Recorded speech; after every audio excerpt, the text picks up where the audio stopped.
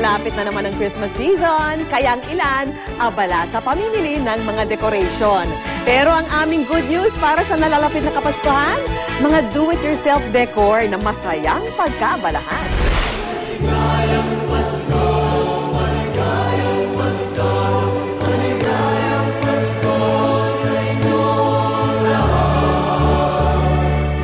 Sa masasayang mga himig at kumikinang na paligid, walang kaduda-duda na malapit na ang Pasko.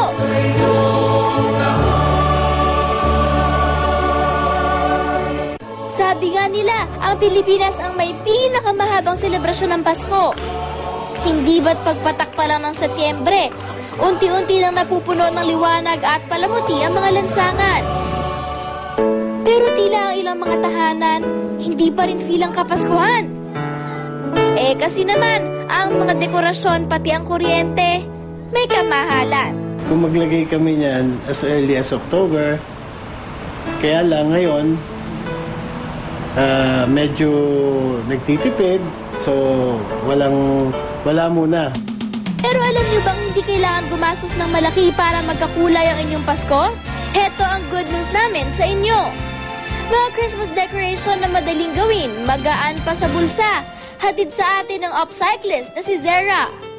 Alam nyo ba na makakagawa tayo ng mga Christmas decors na mula sa recycled materials? Sa paggawa ng mini Christmas tree, kakailanganin lang ng lumang karton, barbecue stick, panggupit, pangkulay at pandikit. Una, gumuhit ng mga bilog na papaliit ang mga sukat. Itupi ang bilog sa apat na bahagi para magkaroon ng marka. Buklatin muli at ikurba ang magkabilang bahagi. Ito ang magsisilbing mga layer ng Christmas tree. Para magmukhang dahon, kulayan ito ng green. Para lalong gumanda, disenyuhan ito ng mga pulang dot. Ayan, ready na ang parts ng ating Christmas tree. Ngayon, buuin na natin sila. Gamit ang barbecue stick bilang katawan ng Christmas tree. Itusok dito ang mga bilog na karton simula sa pinakamalaki hanggang sa pinakamaliit. Nagamit tayo ng glue gun para maging steady, para hindi siya katulad ito, parang magalaw.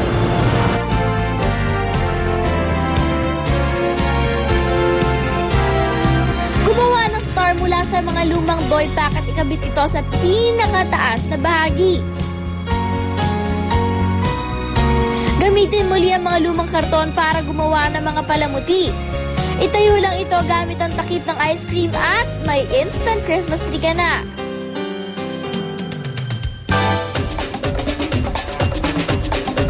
Kung makukulay na mga ilaw naman ang feel nyo, pwede rin gumawa ng mga mini lantern gamit ang simple mga Christmas lights.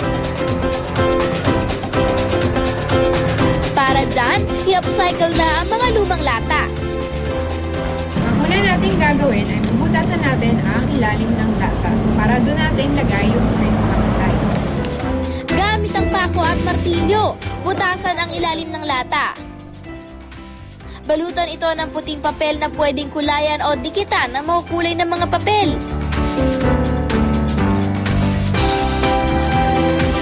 Lagyan ng design ng lata gamit ulit ang pako at martilyo. Lagyan ng ribbon para naman talagang festive ang dating.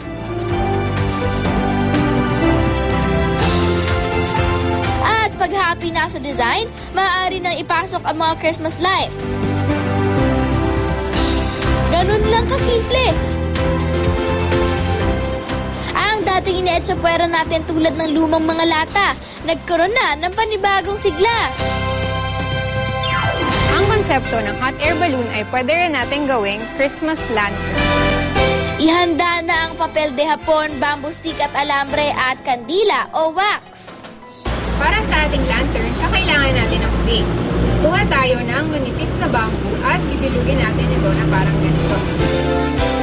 Maaari rin gumamit ng walis tingting. Ibilog lang ito at kabitan ng alambre. Ikabit ito sa dulo ng papel de hapon. Ito ang magiging katawan ng ating lantern.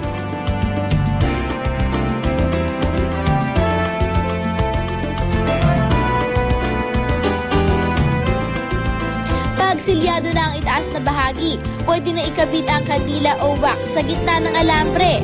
At ready na itong sindihan. Paalala lang, para hindi maging sanhi ng sunog, dapat itong paliparin sa maluwag na lugar o malapit sa tubig.